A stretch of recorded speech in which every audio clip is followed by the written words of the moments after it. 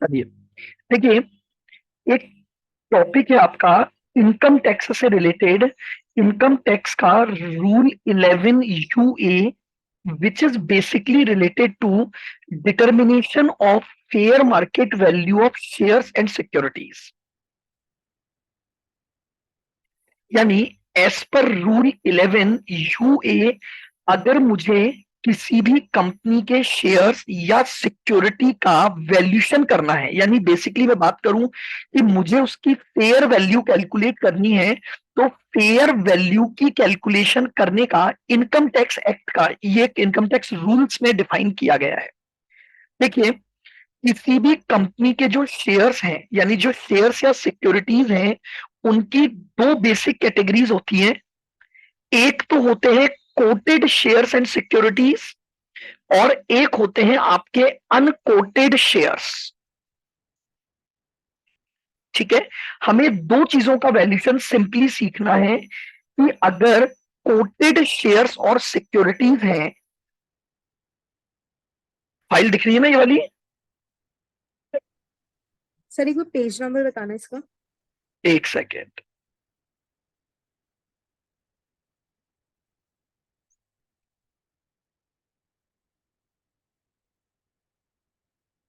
Page number है 331।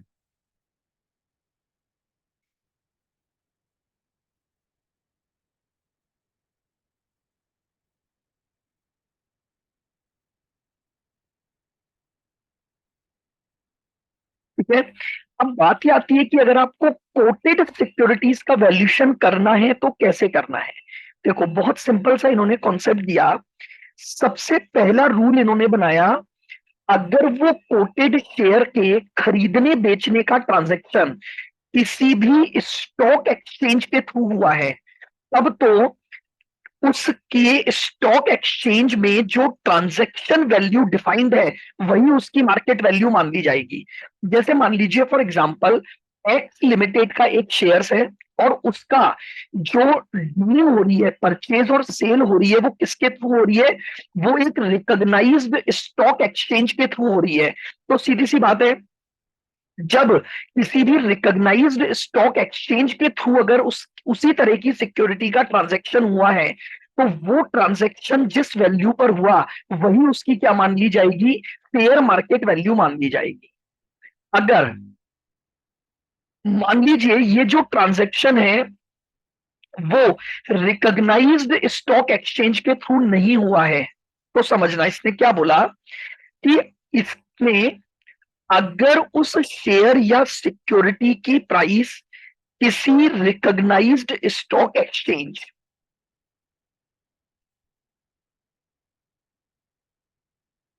The lowest price of shares and securities quoted on any recognized stock exchange on the valuation date.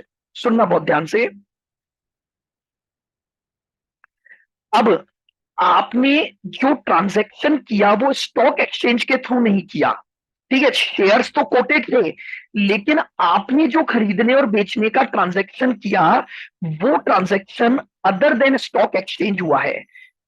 तब हम उस case में अब उसका फेयर मार्केट वैल्यू कैसे निकालेंगे? तो ये बोल रहे हैं कि उन शेयर्स और सिक्योरिटीज का वैल्यूशन डेट पर जो लोएस्ट प्राइस चल रही है वो प्राइस ले लो, या फिर अगर वो प्राइस नहीं है, तो उन्हीं शेयर्स और सिक्योरिटीज की किसी और वैल्यूशन डेट पर, यानी आज नहीं, उससे पहले जब भी कभी अगर कोई ट्रांजैक्शन हुआ था,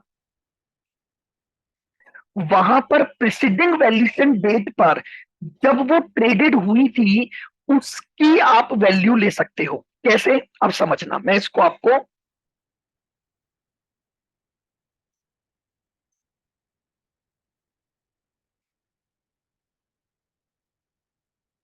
देखो, हम बात कर रहे हैं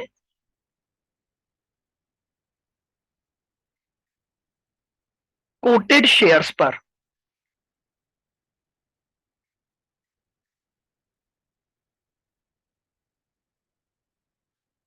कोटेड शेयर्स की दो कैटेगरी बनाई गई।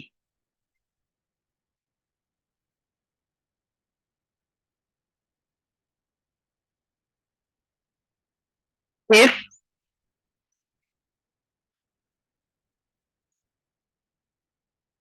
entered through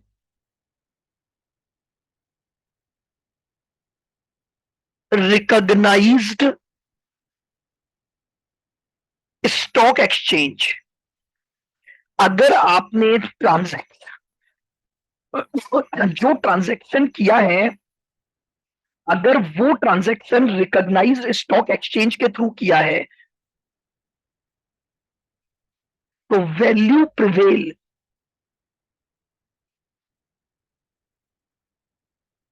on such stock exchange, तब तो कोई दिक्कत ही नहीं है। जब आपने स्टॉक एक्सचेंज के थ्रू वैल्यूएशन किया, तो स्टॉक एक्सचेंज में उस सिक्योरिटी की जो प्राइस होगी, उसी प्राइस पर उसका वैल्यूएशन हो जाएगा। लेकिन अगर इफ एंटर्ड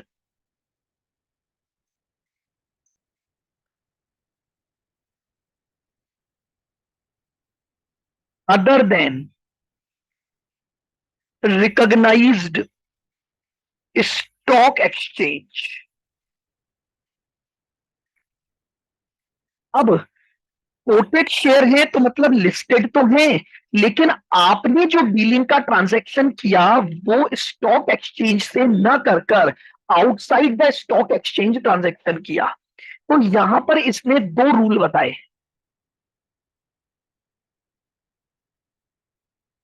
देखना आप।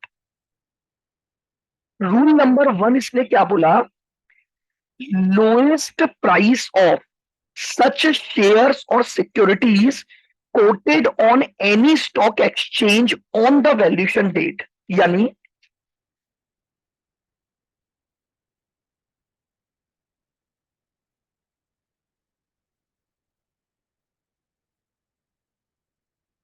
लोएस्ट कोटेड प्राइस, ऐसे समझ लो बस, lowest quoted price on any stock exchange. क्या मतलब हुआ, जैसे मान लो उस सिक्योरिटी की दो अलग अलग स्टॉक एक्सचेंज में अलग अलग प्राइस चल रही है, आपने तो other than recognize stock exchange किया, लेकिन ये जो पर्टिकुलर शेयर था ये दो अलग अलग स्टॉक एक्सचेंज में कोटेड था, तो वहां पर उनकी जो प्राइसेस होंगी वैल्यूएशन डेट पर, उसमें से लोएस्ट प्राइस ले लोगे, उसमें से क्या ले लोगे, लोएस्ट प्राइस ले लोगे। बोलो क्लियर बिल्कुल, वापस से सुनना। शेयर्स कोटेड है तो यानी रिकॉग्नाइज स्टॉक एक्सचेंज तो एग्जिस्ट कर रहा है उसका, लेकिन मैंने खरीदने बेचने का transaction other than recognize stock exchange किया, तो वो बोल रहे हैं कि वैल्यूएशन डेट पर जो स्टॉक एक्सचेंज है वहां पर उस शेयर की जो भी प्राइसेस प्रिवेल कर रही हैं, उन प्राइसेस में सबसे लोएस्ट प्राइस को उसका वैल्यूएशन मान लिया जाएगा। अब पढ़ो रूल नंबर 2, लोएस्ट प्राइस लूंगा इमीडिएटली प्रिसीडिंग वैल्यूएशन डेट पर, अगर उस वैल्यूएशन डेट पर कोई ट्रेडिंग नहीं हुई है। अब समझो, ठीक है, मान लो वैल्यूएशन डेट पर ट्रेडिंग ही नहीं हुई है,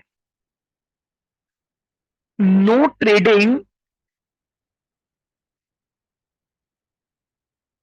on valuation date,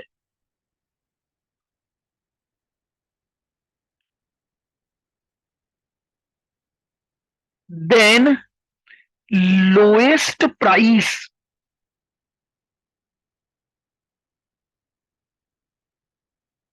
of immediately preceding transaction.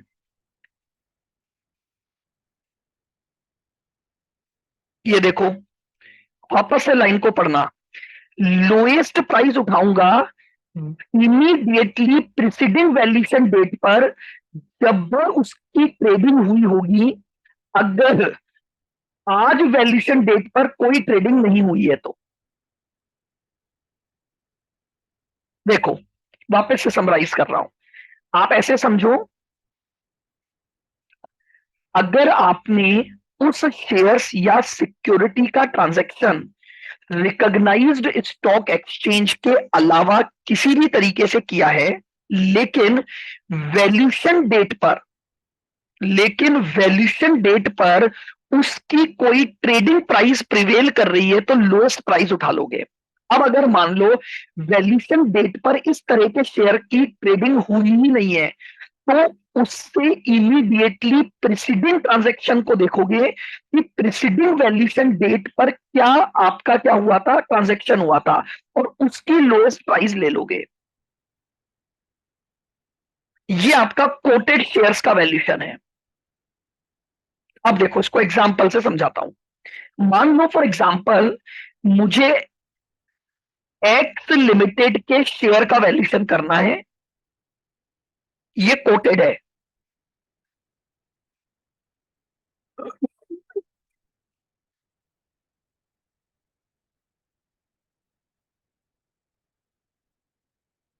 मेरी वैल्यूशन डेट दे रखी है 31 मार्च 2022। इस दिन मैं क्या कर रहा हूं, वैल्यूशन कर रहा हूं 31 मार्च 22 को। अब सुनना, अगर 31 मार्च 22 को मैंने ट्रांजैक्शन स्टॉक एक्सचेंज के थ्रू ही किया है, स्टॉक एक्सचेंज के थ्रू, तो कोई दिक्कत नहीं है। स्टॉक एक्सचेंज में मान लो फेयर वैल्यू चल रही है ₹40 पर शेयर, इसी को मैं फेयर वैल्यू मान लूंगा, मेरा वैल्यूशन हो गया। अगर वैल्यूशन डेट पर स्टॉक एक्सचेंज के थ्रू ट्रांजैक्शन हुआ है, तो स्टॉक एक्सचेंज पर जो वैल्यू उस सिक्योरिटी की प्रिवेल कर रही है, वही उसके वैल्यूशन का रूल बनेगा। बोलो, यहां तक क्लियर? अब समझो, अब वैल्यूशन डेट 22 है, मैंने स्टॉक एक्सचेंज के बाहर जाकर ट्रांजैक्शन किया। अब मैं क्या चेक करूंगा, दो बातें। क्या वैल्यूशन डेट पर मैंने नहीं किया, क्या वैल्यूशन डेट पर इस पर्टिकुलर शेयर का ट्रांजैक्शन हुआ है क्या?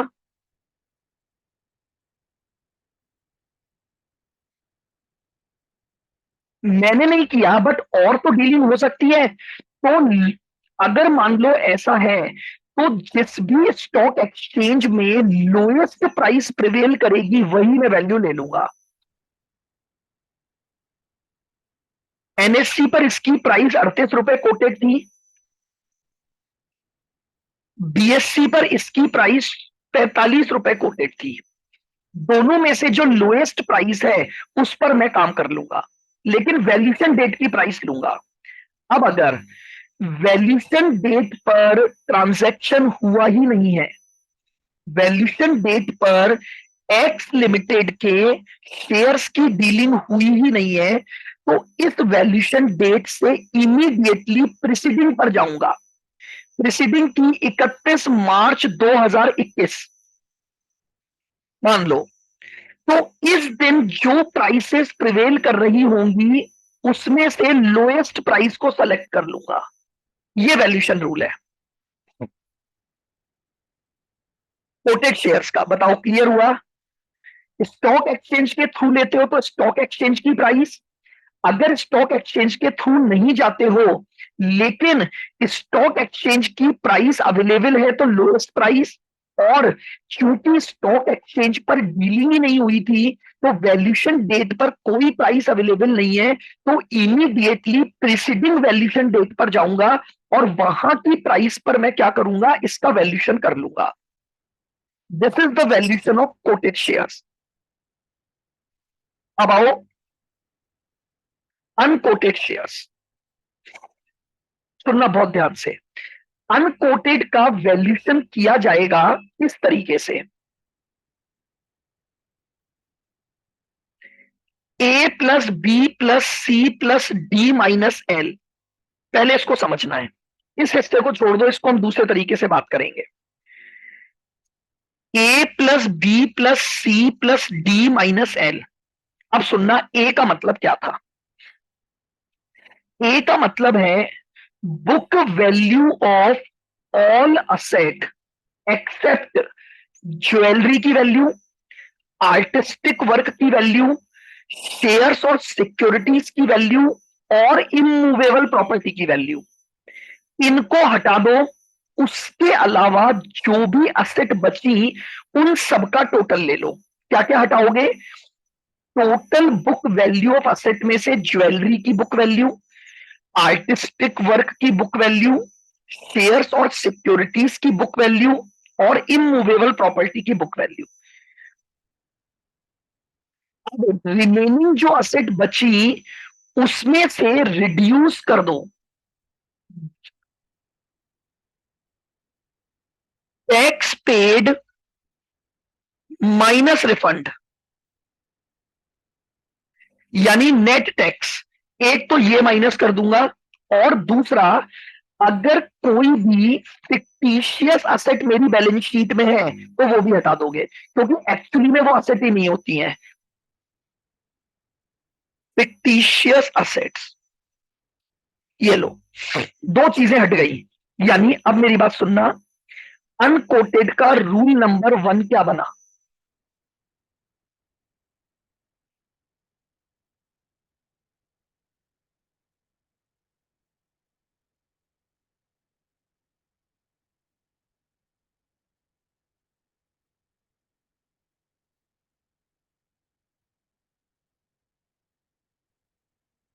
अनकोटेड, सबसे पहले मुझे ए चाहिए,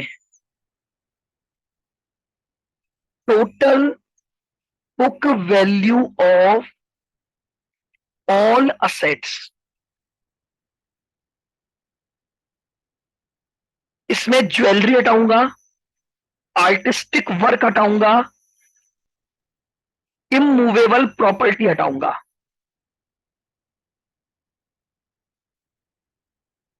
और शेयर्स और security हटाऊंगा।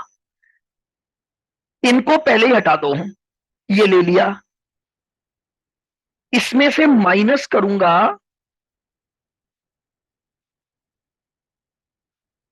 Income tax paid net of refund,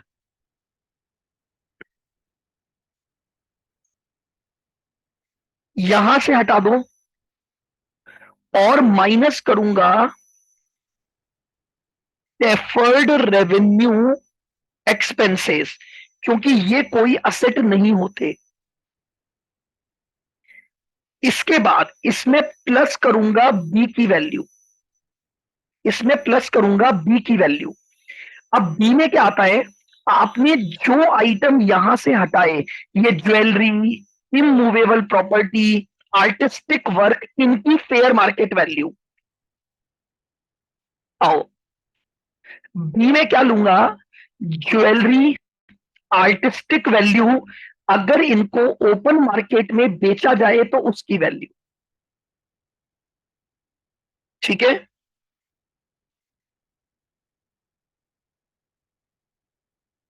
और सी में लिया जो शेयर और सिक्योरिटी ऊपर हटाई थी उनका वैल्यूशन, उनकी फेयर मार्केट वैल्यू। और डी में लिया जो इमूवेबल प्रॉपर्टी हटाई थी उसकी फेयर मार्केट वैल्यू। समझना, बी में क्या जोड़ा? Fair value of jewellery and artistic work, इसको जोड़ दिया। प्लस सी में जोड़ूंगा fair value of shares and securities, ये जो हटाया वो यहां जोड़ दिया, लेकिन फेयर वैल्यू पर। बुक वैल्यू तो हटा दी, फेयर वैल्यू जोड़ दी।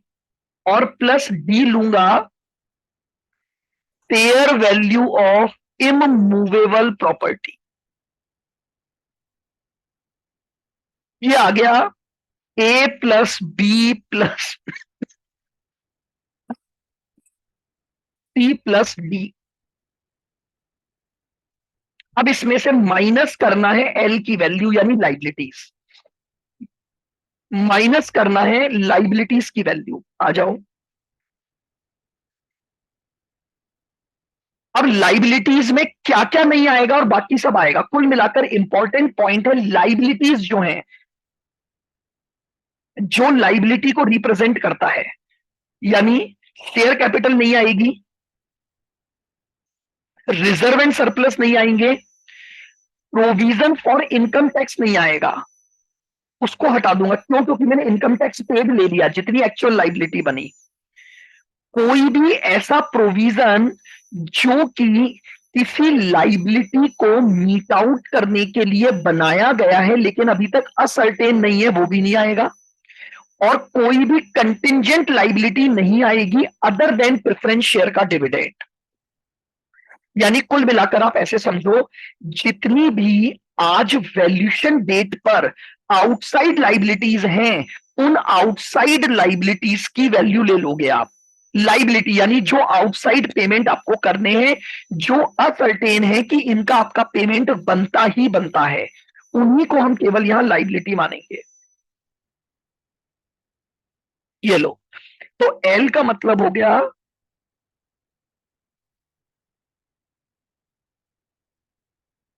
पेबल वैल्यू ऑफ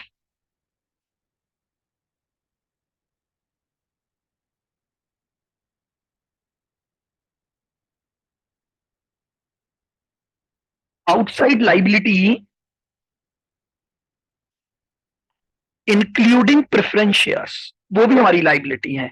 ये माइनस कर दूंगा तो अब जो आएगा वो मेरे पास value as per rule 11 UA आ जाएगा,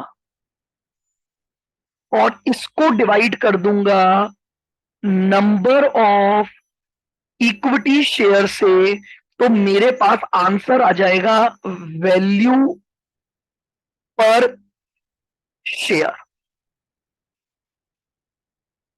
बस ये वैल्यूएशन रूल है जो इन्होंने इनकम टैक्स का यहां पर प्रैक्टिकल जोड़ा। एक बार वापस से सुन लो, अनकोटेड में सभी असेट्स की बुक वैल्यू लूंगा, उसमें से 4 असेट को हटा दूंगा, jewellery, artistic work, immovable property और शेयर्स एंड सिक्योरिटीज का इन्वेस्टमेंट। उस बाकी बची हुई असेट में से इनकम टैक्स का payment net of refund minus होगा और डेफर्ड एक्सपेंडिचर माइनस होंगे। फिर अब प्लस करूंगा, जो 4 आइटम हटाए उन 4 आइटम की फेयर वैल्यू को प्लस करूंगा। बुक वैल्यू हटा दी और उनकी फेयर वैल्यू को प्लस कर दिया, यानी फेयर वैल्यू ऑफ ज्वेलरी लूंगा, fair value of artistic work लूंगा, fair value of immovable property लूंगा, fair value of shares and securities लूंगा। तो वो मेरे पास एबीसीडी आ गया। इसमें से आउटसाइड लाइबिलिटी की वैल्यू माइनस कर दूंगा तो मेरा वैल्यूएशन आ गया। उस टोटल वैल्यू को नंबर ऑफ इक्विटी शेयर से डिवाइड करोगे तो आपके पास वैल्यू पर शेयर आ जाएगी। बोलो। सर जी, इसका क्वेश्चन कैसे आएगा? थ्योरेटिकली आएगा या? नहीं, प्रैक्टिकल जोड़े, इसके 3 प्रैक्टिकल क्वेश्चन जोड़े हैं, वो करवा रहा हूं अभी। ये फॉर्मेट आ गया समझ में? यस। अब बस अब इस पर देखो, अपन आते हैं अपने मॉड्यूल के क्वेश्चन पर। बिल्कुल सिंपल आएंगे क्योंकि इनकम टैक्स का प्रोविजन है ना, तो इनकम टैक्स से रिलेटेड ज्यादा बातें नहीं पूछेगा वो। देखो मैं आपको दिखाता हूं।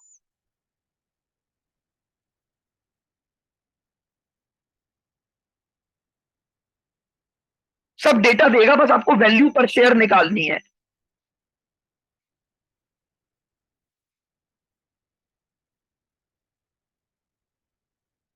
देखो क्वेश्चन नंबर 1 दिख रहा है स्क्रीन पर।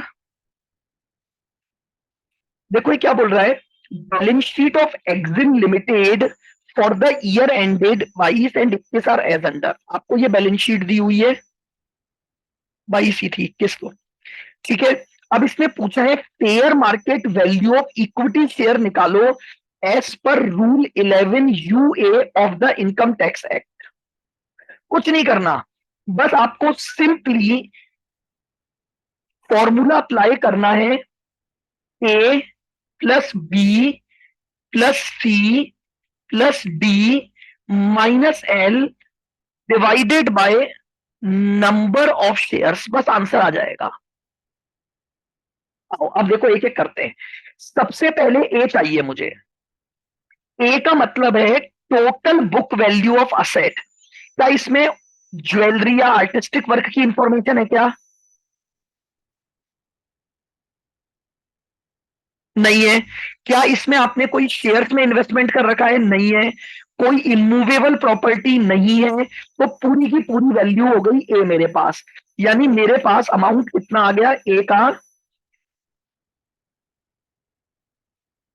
17,28,53,389। बोलो साक्षी, ये पॉइंट आ गया समझ में? ये ए आ गया।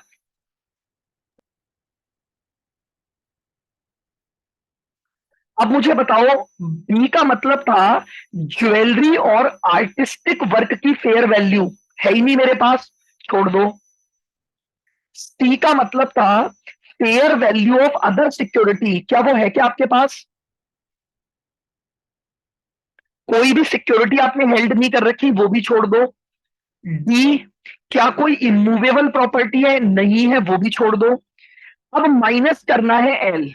आओ लाइबिलिटी पर आते हैं। नॉन करंट लाइबिलिटी दे रखी है 458,71674, और माइनस एक करंट लाइबिलिटी दे रखी है 11,70,75,605। ये निकालकर बताओ क्या वैल्यू आई? A plus B plus C plus D minus L. जल्दी कैलकुलेट करो और बताओ मुझे ये क्या वैल्यू आई।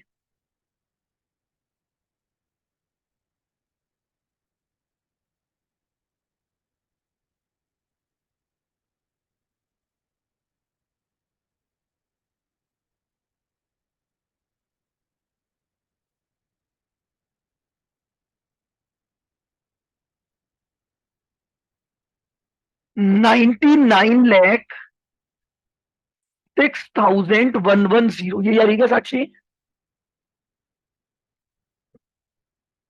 यस सर, ये आ रही। ठीक है, अब इसको डिवाइड किससे करना है अपने को? Number of equity shares. तो आपको दे रखा है 60,000 शेयर्स, निकालो शेयर की प्राइस क्या आ गई? 160, वन। 165.1। बस ये आंसर हो गया, 165.1। अब आप देखो नीचे करता हूं मैं, यही आंसर इन्होंने दे रखा है। ये रहा 165.1, आपका इसका आंसर आ गया। बोलो क्लियर? यस। आओ, अब आते हैं दूसरा क्वेश्चन इसका। अब थोड़ी सी डिटेल्ड इंफॉर्मेशन दी उसने। देखो, एक बैलेंस शीट दी हुई है जिसमें ये असेट दी हुई है। नीचे दिया हुआ है book value of immovable property इतनी है और market value of immovable property इतनी है। आपका इनकम टैक्स का पेमेंट दे रखा है और उसका रिफंड दे रखा है। शॉर्ट टर्म प्रोविजन में आपका प्रोविजन फॉर टैक्स इंक्लूड है। Fair market value of share निकालनी है as per 11 UA, as per 11 UA. चलिए, रूल वही। सबसे पहले मुझे बताओ ए का टोटल क्या आएगा? मैं यहां एक एक लिख रहा हूं, आप अपनी कॉपी में लिखना। सबसे पहले ए चाहिए। ए का मतलब है असेट का टोटल उठा लो, यानी 88,08,96,400 माइनस, इसमें से दो चीजें माइनस होंगी। अब आर्टिस्टिक वर्क है नहीं, ज्वेलरी है नहीं, इमूवेबल प्रॉपर्टी है, तो उसकी बुक वैल्यू माइनस कर दो।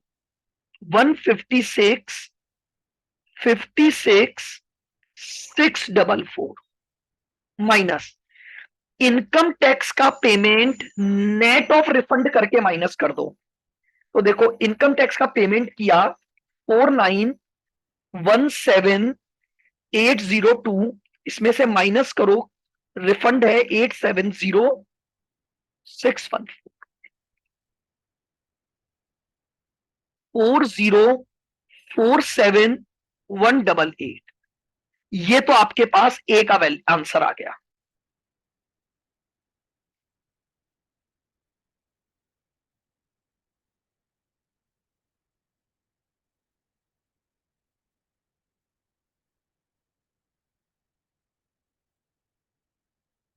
86119258।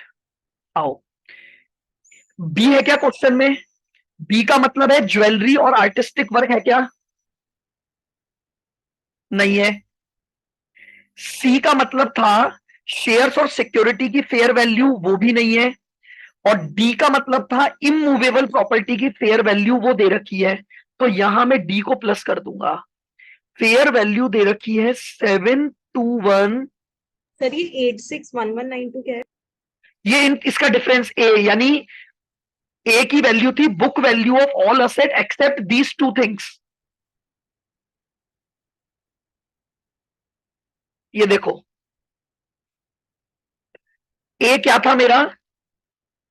ए ये था book value of all asset, जिसमें jewellery, artistic work, immovable property और शेयर्स इंक्लूड नहीं होंगे, बाकी की असेट।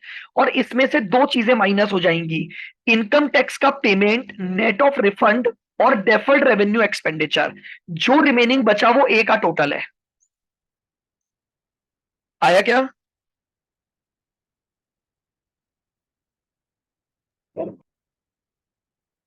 बोलो। हाँ। ठीक है। अब बी में चाहते थे हम फेयर वैल्यू ऑफ ज्वेलरी और आर्टिस्टिक वर्क, वो है ही नहीं हमारे पास। सी में मुझे लेना है अदर शेयर्स और सिक्योरिटीज की फेयर वैल्यू, वो भी नहीं है। और डी में लेना है इमूवेबल प्रॉपर्टी की फेयर वैल्यू, वो आपको क्वेश्चन में दे रखी है। ठीक है, मैं वापस लिखना पड़ेगा, वो चला गया। तो लिखो। तो ए की वैल्यू तो आ गई थी आपके पास 86119256 8611 92568। 92568 प्लस डी की वैल्यू कितनी आ गई थी?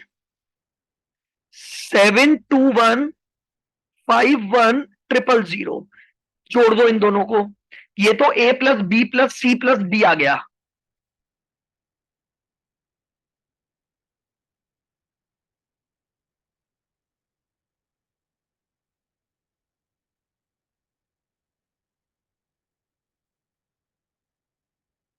ये लो, 6। ये याद है क्या? Yes sir. अब हमें चाहिए एल की वैल्यू, तो एल ढूंढो यहां से।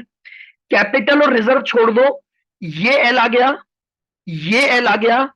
लेकिन शॉर्ट टर्म बोरोइंग में प्रोविजन फॉर टैक्स इंक्लूड है, तो प्रोविजन फॉर टैक्स हटाओ और बाकी की लाइबिलिटी लो। पेबल की लाइबिलिटी लो। अच्छा sorry sorry, short term provision में है ना, तो शॉर्ट टर्म बोरोइंग है। ये पूरी ले लो, ये ले लो, ये ले लो, और इसमें से माइनस कर दो। शॉर्ट टर्म प्रोविजन पूरा ही यही है, 4047188।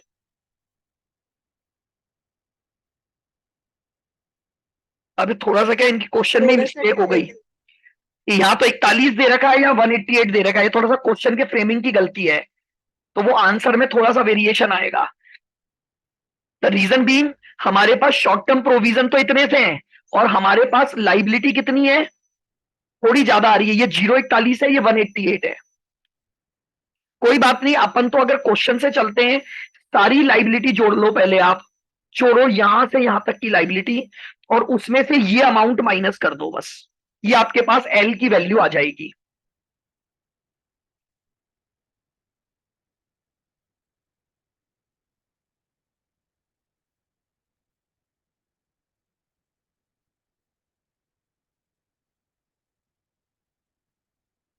निकाल के बताओ लाइबिलिटी की वैल्यू कितनी आई, एल की वैल्यू। सारी लाइबिलिटी जोड़ो और उसमें से ये प्रोविजन फॉर टैक्स को माइनस कर दो।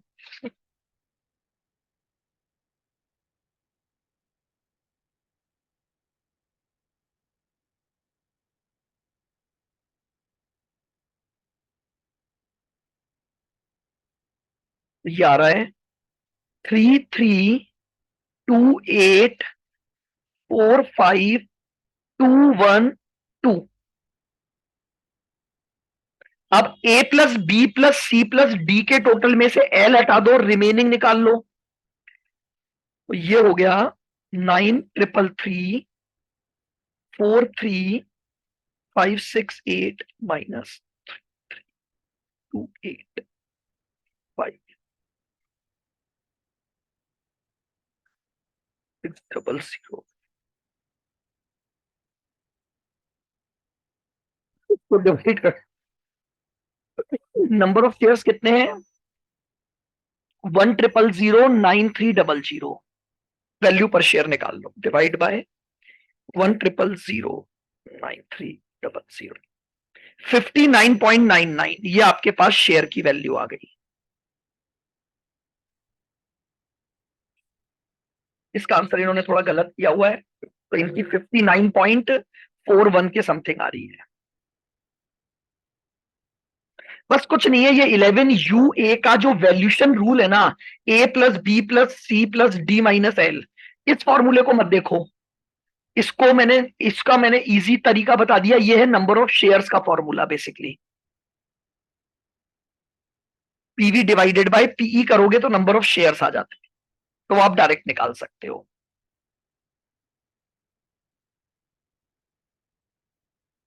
बोलो आया क्या? यस। आ जाओ, थर्ड क्वेश्चन पर आते हैं। हो गया ये वाला?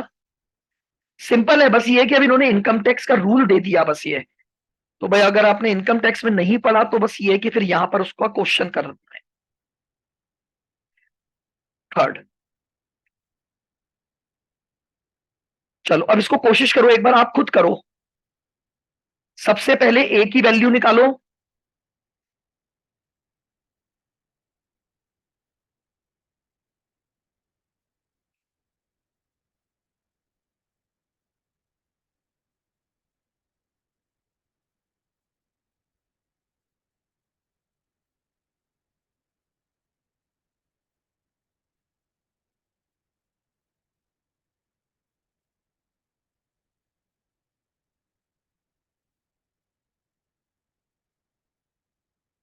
ए की वैल्यू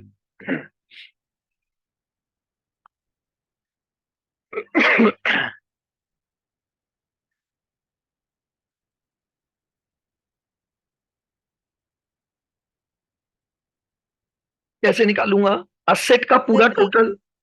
हाँ बताओ, निकाला क्या आपने? 20329257 two two zero three two 92। 572। बिल्कुल ठीक।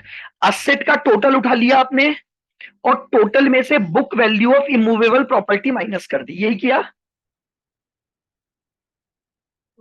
आ जाओ, प्लस यहां मुझे बताओ बी की कोई वैल्यू है क्या? ज्वेलरी और आर्टिस्टिक वर्क है नहीं, तो बी की वैल्यू नहीं है। सी की भी वैल्यू नहीं है। डी की वैल्यू क्या दे रखी है? 964,86,760। ये बताओ टोटल कितना आ गया अब आपके पास? A+B+C+D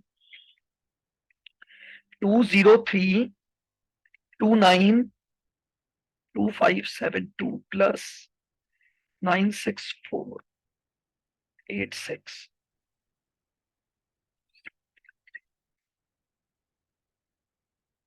क्या आ रहा है? यही आ रहा है क्या? देखना, 299,779,332, थ्री ये आ रहा है क्या? Yes sir. अब अपने को क्या चाहिए? एल। अब लाइबिलिटी ढूंढो। प्रेफरेंस शेयर कैपिटल मेरी लाइबिलिटी है। Long term borrowings, defer tax liability, short term borrowing, trade payable, current liability, short term provision. जोड़ दो इन सबको, ये आपके पास टोटल ऑफ एल आ गया। इक्विटी कैपिटल छोड़ दूंगा, रिजर्व छोड़ दूंगा, क्योंकि वो मेरी लाइबिलिटी नहीं है।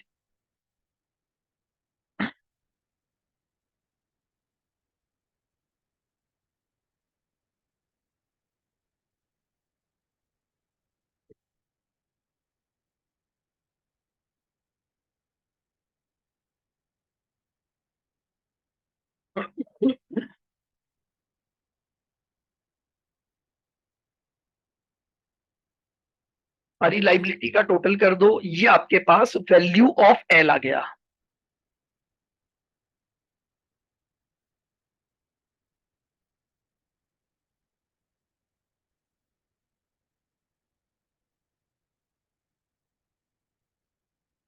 बताओ क्या वैल्यू है?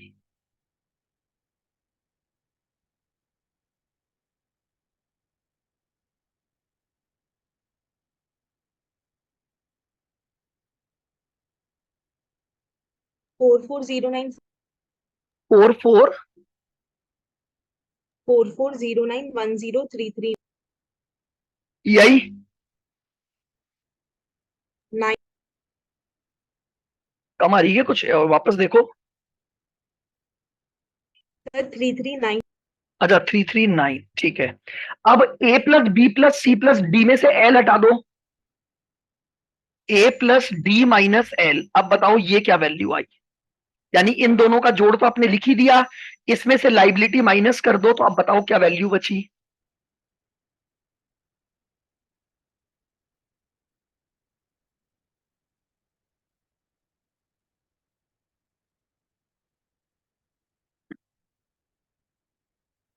To double nine double seven nine double three two minus 4409 1039।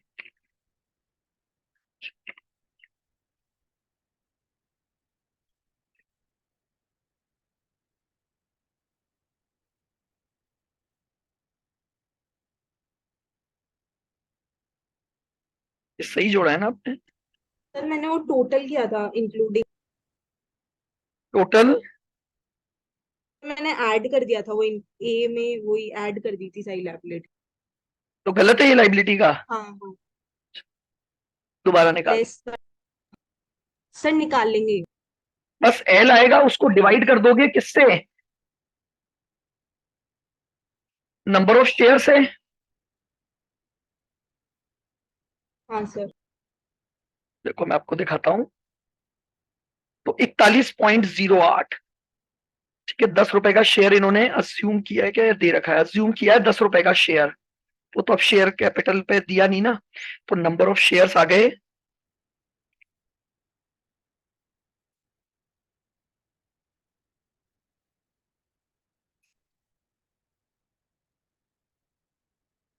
41.08 आ जाएगा आंसर, 41.08।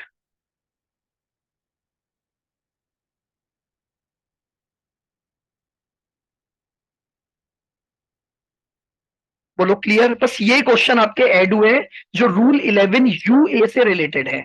इसी तरह का ये एक 4 भी है, ये आप कर सकते हो, सेम ही है बिल्कुल। अरे इसमें भी वही बैलेंस शीट दी हुई है।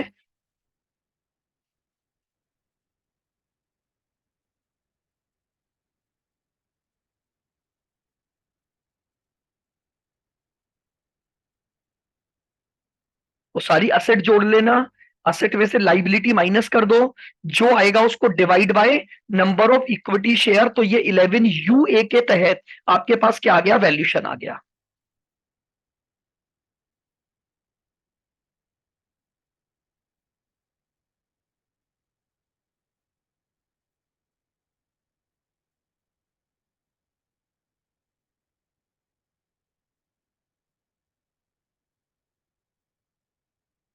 $12.72 आएगा इसका आंसर। क्लियर? तो ये एक इन्होंने इनकम टैक्स से रिलेटेड आपका एक टॉपिक इसमें ऐड कर दिया, बस कि भाई 11 UA का जो रूल है ना, बस ये एक चार्ट याद रख लो, बस और कुछ नहीं करना। बस ये एक चार्ट एप्लीकेबल होगा, A plus B plus C plus D और माइनस एल। तो वो आपके पास वैल्यूशन आ जाएगा रूल 11 UA का। उसको डिवाइड कर दो नंबर ऑफ इक्विटी शेयर से, तो आपके पास fair market value of unquoted shares या सिक्योरिटीज आ जाएगी।